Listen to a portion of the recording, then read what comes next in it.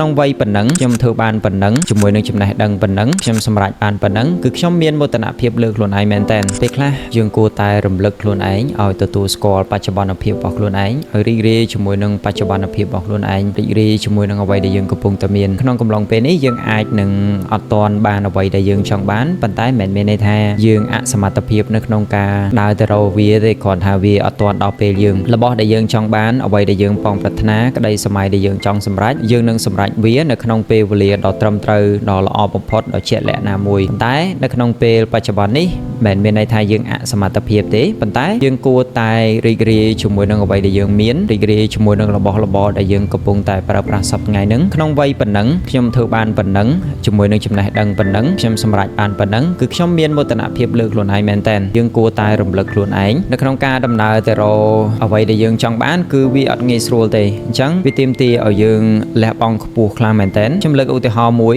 បើសិនជាយើងធ្វើដំណើរពីភ្នំពេញទៅកពតយើងមិនចាំបាច់តល់តែទៅដល់គោលដៅយើងកពតបានយើងសប្បាយចិត្តទេយើងរីករាយជាមួយនឹងអ្វីដែលយើងកំពុងតែឃើញនៅតាមដងផ្លូវរបស់យើងអ្វីដែលយើងកំពុងតែជួបនៅក្នុងដំណើរកំសាន្តរបស់យើងទៅមិនចាំបាច់ទៅដល់កពតចាំយើងសប្បាយចិត្តទេយើងសប្បាយចិត្តជាមួយនឹងអ្វីដែលយើងជួបនៅតាមផ្លូវរបៀបរបបប្រជាជនដែលយើងកំពុងតែជួបនៅតាមផ្លូវទេសភាពនៅតាមស្រុកស្រែទម្រាំនឹងយើងទៅដល់គោលដៅរបស់យើងគឺយើងចំណេញមែនតើយើងអត់ខានតែកាលណាយើងតតែ